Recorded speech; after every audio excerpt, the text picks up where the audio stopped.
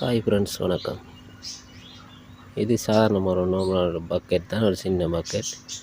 இதுக்குள்ளே மீன் குஞ்சு விட்டுருந்தேன். நான் இதுக்குள்ளே எவ்வளவு நிற்கிதுன்னு சொல்லி எனக்கே தெரியல. அந்தளவுக்கு மீன் குஞ்சு நிற்கிது. ஒவ்வொரு முறையும் மீன் குட்டி போட போட அப்படி இதுக்குள்ளேயே கொண்டு தொடர்ச்சியாக விட்டு கொண்டு இருந்தேன் நான். இப்போ இந்த செடிகளுக்கு இடையில் பாருங்க, நிறைய மீன் குஞ்சு நிற்கிதுண்டா. அப்படியே வடியை வச்சாலே எடுக்க மீன் குஞ்சு தான். இது அன்றைக்கு தண்ணி மாற்றி இடத்தையும் இருக்கா மாற்றுவோம். இது சீமெந்து தொட்டி ஒன்று, பூச்சாடிகள் பூ பண்ணி வைக்கிற மாதிரி ஒரு தொட்டி ஒன்று இருந்தது. அப்போ அதுக்குள்ளே மாற்றுவோம்னு சொல்லி மாற்றினேன். நான் அவ்வளோ மீன் குஞ்சு நிற்கிதுன்ட்டு எனக்கு இப்போ தான் தெரியுது. கீழே பார்த்தீங்கன்னு சொன்னால் பெரிய பெரிய சைஸில் எல்லாம் நிற்கிது. ஒவ்வொரு தடவையும் குட்டி போடைக்குள்ளே தான் நான் இதுக்குள்ளே வர்றது. ஆனால் பார்த்தீங்கன்னா கீழே பெரிய சைஸில் எல்லாமே கொஞ்சம் வளர்ந்துருக்குது. இது இப்போ 2 மாதத்துக்கு மேலே இந்த பக்கெட்டில் தண்ணி விட்டு நான் மீன் குஞ்சு விட வலிக்கிட்டு. ஆனால் அதுக்குள்ளே நிறைய மீன் குஞ்சுகள் தானாகவே எல்லாமே பராமரிப்புன்னு சொல்லி இதில் எதுவுமே இல்லை. நான் சாப்பாடு போடுறது மட்டும்தான்.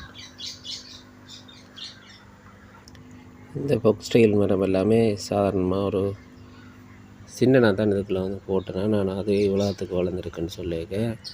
அப்போ மீன் குஞ்சு நிச்சயமாக நிறைய வளர்ந்து தான் இருக்கும்.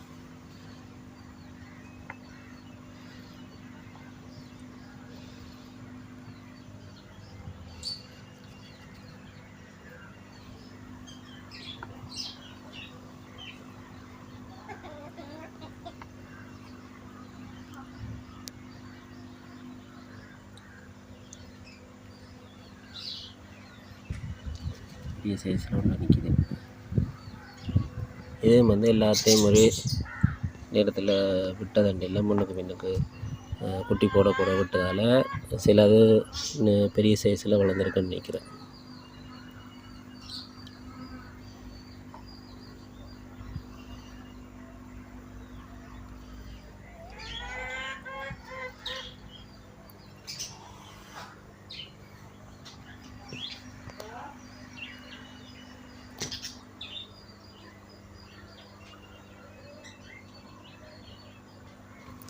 போக் ஸ்டைல் அந்த செடியை வெளியில் எடுக்கணும். எடுத்தால் தான் இது கீழே நிற்கிறத பிடிக்கக்கூடிய மாதிரி இருக்கும்.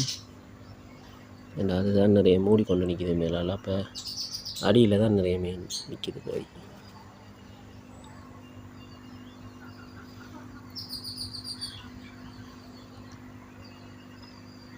வாவ், கீழே பார்த்தீங்கன்னா அப்பா பாருங்க அவ்வளோ நிற்கிது.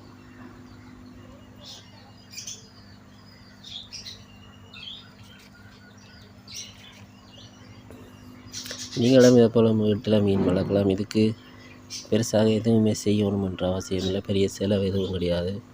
பார்த்தீங்கன்னா தெரியும் நான் கொஞ்சம் நிற்கிது. ஆனால் ஆக்சிஜன் மோட்டர் கூட நான் இதில் பூட்டே இல்லை. இந்த சின்ன பக்கெட்டிலேயே எவ்வளோத்தை என்னன்னு விட்டுருக்குறேன். ஆரம்பத்திலேருந்து அதை பழக்கப்படுத்தி கொண்டு வந்தேன்னு சொன்னால் அது ஆக்சிஜன் இல்லாமலே இதை வளர்க்கக்கூடிய மாதிரி இருக்கும்.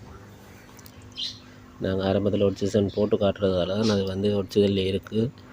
அது ஆக்சிஜன் இல்லாமல் இப்படி இந்த மரங்களை போட்டு வளர்த்தா அது ஆக்சிஜன் இல்லாமலே இந்த மீன்கள் நாங்கள் தொட்டியில் வளர்க்கக்கூடிய மாதிரி அது பழக்கப்பட்டுடும்.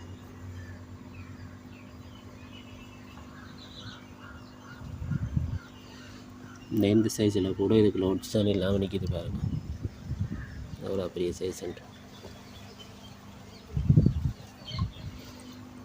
இது மோலி தான் இதுக்கு ஃபுல்லாகவே நிற்கிது. அதோடு சேர்ந்து சில கப்பியும் நிற்கும் நினைக்கிறேன். ஏன்னா நான் கப்பி விட்டேன். நான்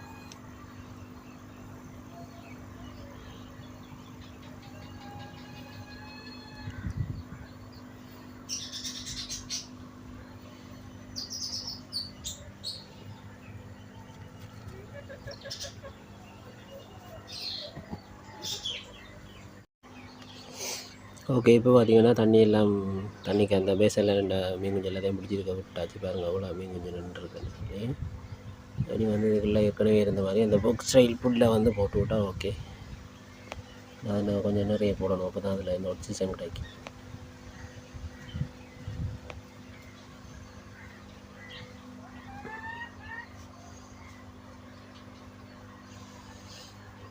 அதோடு நாங்கள் ஒரு பப்புளு வளர்க்குறோம். பப்புளு ஒரு செல்லை குட்டி உண்டு.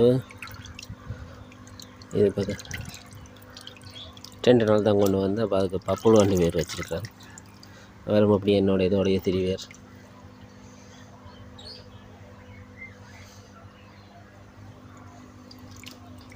இதை வந்து கொஞ்சம் கழுவணும் நல்லா. இப்போ தான் அதில் இருக்க அழுக்குகளெல்லாம் போகும்.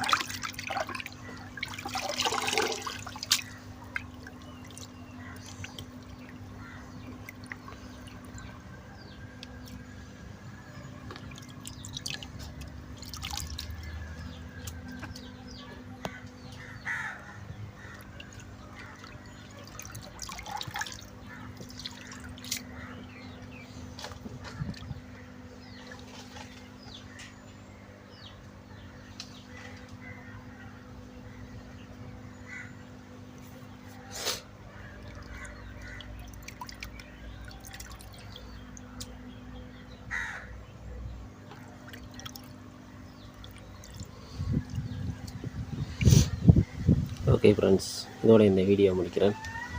அடுத்த வீடியோவில் திருப்பவும் உங்களை சந்திக்கலாம்னு நினைக்கிறேன். ஓகே பாய், வணக்கம். என்னோடய சேனலை சப்ஸ்கிரைப் பண்ணி பெல் பட்டனையும் கிளிக் பண்ணி அதோட லைக் பண்ணி ஷேர் பண்ணி விடுங்க. அது எனக்கு ஒரு உதவியாக இருக்குமென்னு சொல்லி நான் யோசிக்கிறேன். நன்றி, வணக்கம்.